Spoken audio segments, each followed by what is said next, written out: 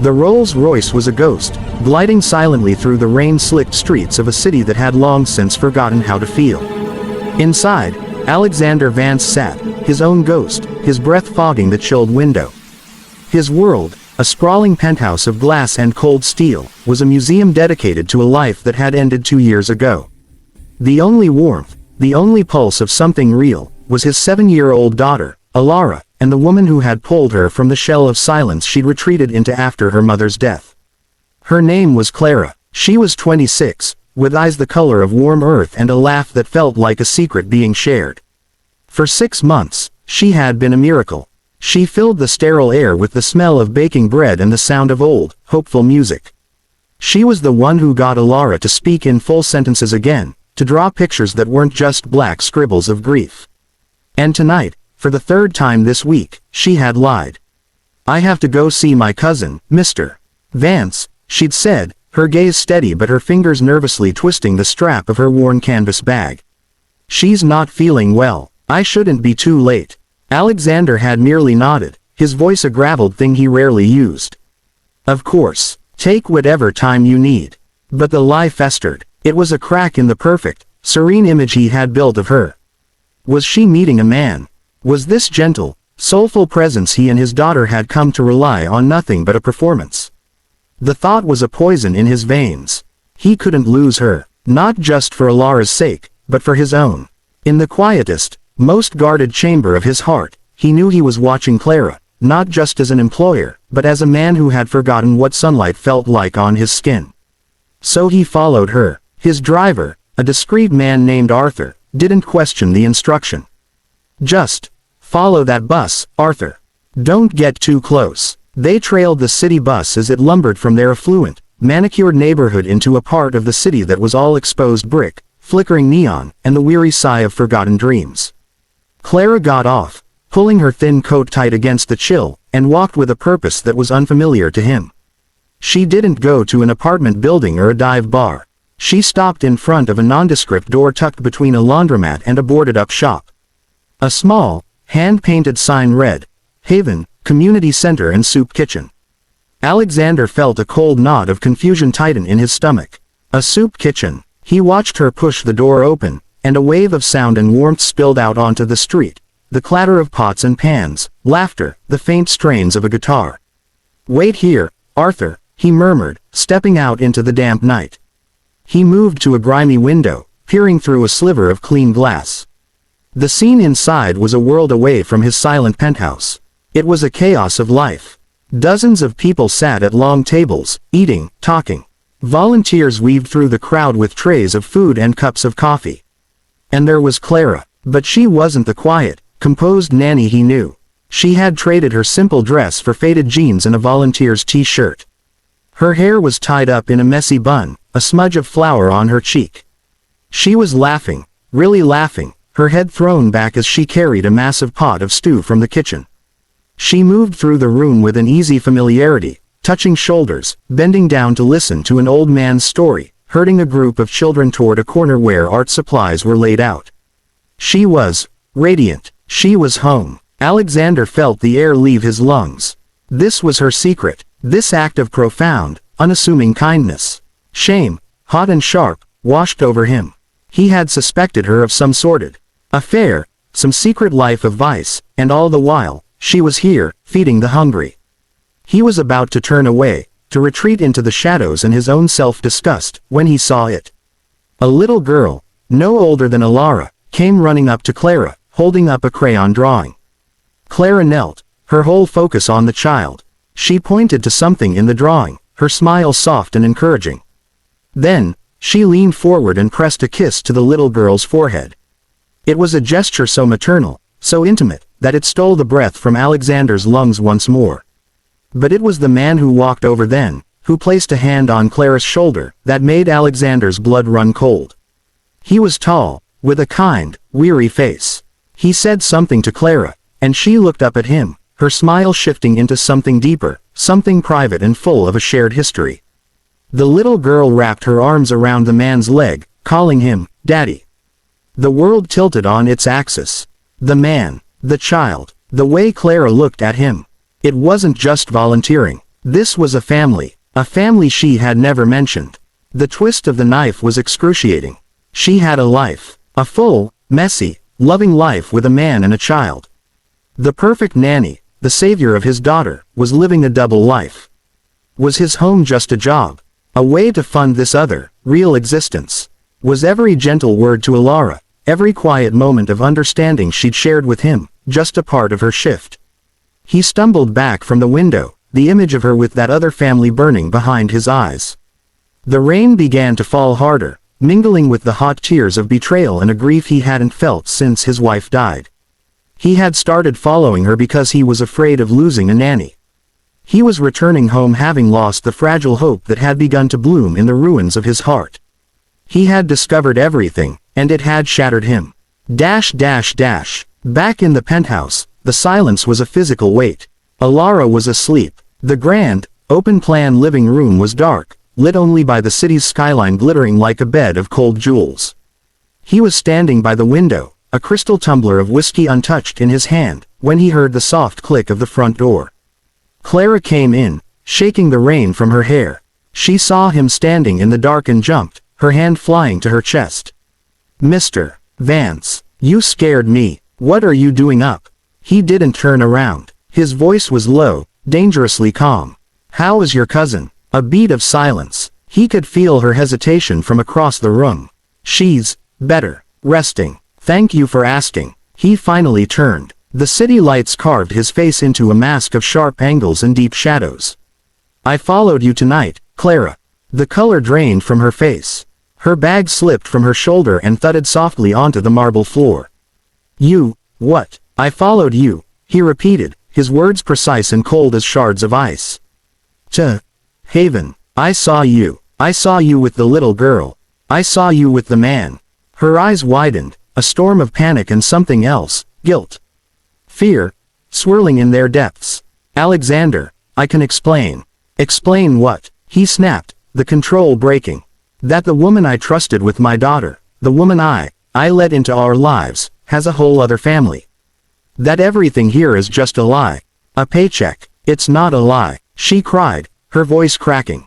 "Everything I feel for Alara, everything I've done for this house, is real." "But he is real, too, isn't he?"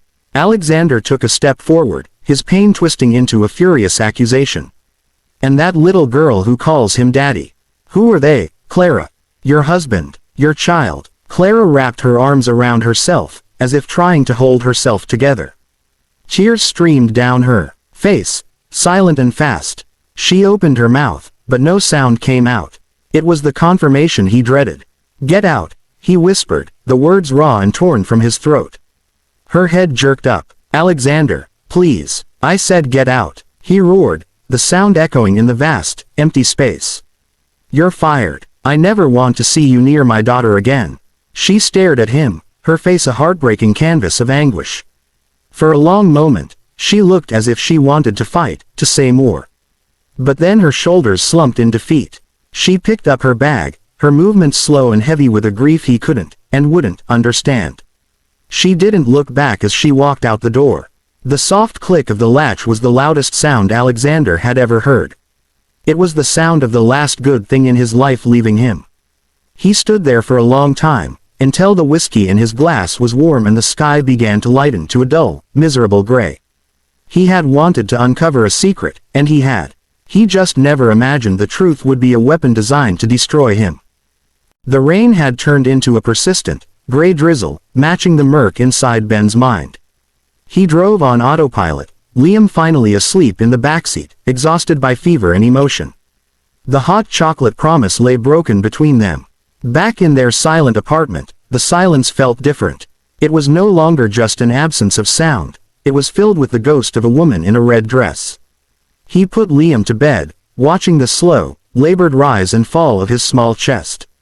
The fear for his son was a constant, gnawing companion, but now it was tangled with a fresh, searing anger. Alara, here, a CEO, while he struggled to keep a roof over their heads and medicine in the cabinet. While their son asked for a mother he was told was gone forever. A knock on the door, firm and authoritative, shattered the silence. His blood ran cold. He knew, with a sickening certainty, who it was. He opened the door to find her standing there. She had shed the power suit, now wearing a simple, expensive-looking black coat, her hair damp from the rain. The CEO was gone, and in her place stood a woman who looked terrified. The polish was stripped away, revealing the raw, trembling person beneath. "Ben," she breathed, his name a ghost on her lips. He didn't move, didn't speak. He just stood there, blocking the doorway, his body a wall of rage and pain. "Please," she whispered, her eyes begging. "Please, let me explain." "Explain." The word was a bark of harsh, disbelieving laughter. "Explain what, Alara? Or is it Evelyn now? Explain how you abandoned your family. How you left me with a 2-year-old and a broken heart. Or maybe explain why you're here, in this city, the CEO of a goddamn hospital, while I've been barely keeping our son alive." His voice broke on the last word. He saw her flinch as if he'd struck her. "It's not what you think," she said, her voice trembling. "I never wanted to leave you. Either of you." The lawyer's letter said otherwise. "Relinquishing parental rights. That's pretty clear, Alara. Can I see him?" she asked, her gaze darting past him, into the dim apartment. Reluctantly, fueled by a bitter mix of hatred and a deep, residual love he could never fully extinguish, he stepped aside. She walked in, her eyes taking in the shabby furniture, the stack of unpaid bills on the coffee table, the small, worn sneakers by the door. Every detail was a fresh wound. She moved silently to the doorway of Liam's room. Ben watched from the hall as she stood there, her hand flying to her mouth to stifle a sob. She looked at the sleeping boy, at the photo of them, on his nightstand, and her shoulders shook with silent tears. When she turned back to him, her face was a mess of streaked mascara and anguish. "I was sick, Ben," she whispered, pulling a folded, weathered document from her coat pocket. She handed it to him with a hand that wouldn't stop shaking. It was a medical report. His eyes scanned the clinical language, the words blurring before snapping into horrifying focus. Diagnosis: glioblastoma multiforme, stage 4. Prognosis: poor. Median survival 12 to 18 months with aggressive treatment. The date was from just over 4 years ago. The world dropped out from under him. He stumbled back, collapsing into a worn armchair, the paper crinkling in his numb fingers. "They gave me a year, maybe a little more," Alara said, her voice hollow. "The treatments, they were brutal. Experimental. They would have bankrupted us, stolen every moment we had left, turned me into a ghost in our own home. I saw what it did to my mother. I couldn't do that to you. I couldn't let you and Liam watch me die. I couldn't let you inherit my medical debt." Ben could only stare, the foundation of his reality, the story he had built his pain and anger upon, crumbling to dust. "So, the internship," he managed to rasp.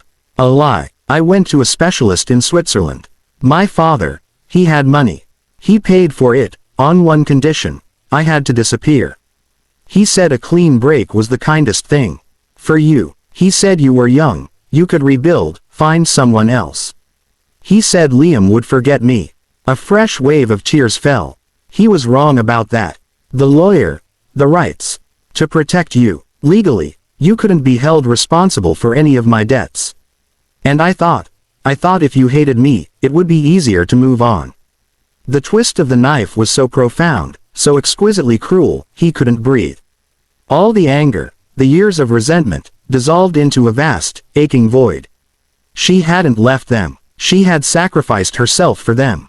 She had chosen to die alone, to let them believe she was a monster, to save them from the slow, financial and emotional carnage of her death.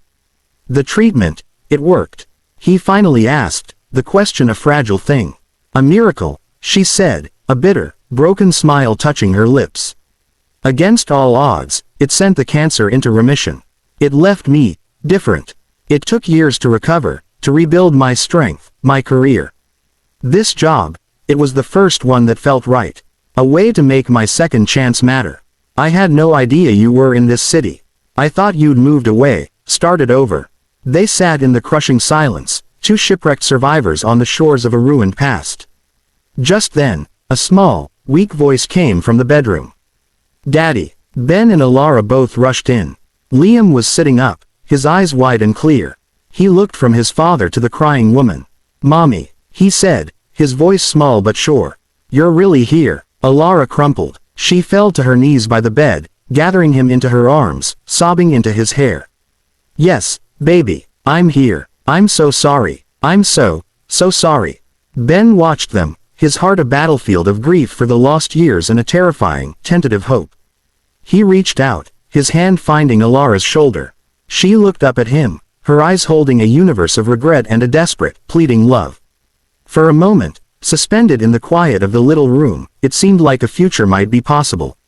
A chance to stitch their broken family back together. And then Liam coughed. It wasn't a normal cough. It was a wet, ragged, desperate sound that seemed to tear right through his small body. He gasped, his little chest heaving, his face turning from pale to a terrifying shade of blue. "Liam!" Ben shouted, grabbing him. Alara, the doctor, instantly took over, her maternal panic shoved aside by professional instinct. She tilted his head, checking his airway. "He's in respiratory distress. Ben, we have to go. Now." Ben snatched the car keys, his hands shaking violently. Alara swept Liam into her arms, and they ran, a frantic, terrified unit, back out into the rain, back towards the hospital they had just fled. The drive was a blur of panic and run red lights. They screeched up to the entrance, and Ben burst through the doors, Alara right behind him, holding their gasping son. "My son, he can't breathe," Ben yelled. A team of nurses descended, transferring Liam to a gurney, an oxygen mask placed over his blue-tinged face. They rushed him through the swinging doors, leaving Ben and Alara standing in the sterile, bright chaos of the emergency room, their hands clinging to each other for the first time in 4 years. The doctor who came out 20 minutes later had a grim face. "Mr. Davies, Dr. Reed," he said, "we've stabilized him for now, but this is a severe pneumonia, complicated by his underlying condition. We've run some preliminary blood tests." Ben's mind was reeling. Underlying condition? What underlying condition? The doctor looked at him, then at Alara, his expression one of profound pity. You weren't aware." "Aware of what?" Ben demanded, his voice cracking. The doctor took a deep breath. "The tests indicate severe, congenital bone marrow failure. It's what's been causing the recurrent infections, the fatigue. Liam is very, very sick. He's going to need a hematopoietic stem cell transplant to survive." The words landed like physical blows. Ben felt the room spin. Alara's grip on his hand tightened to the point of pain.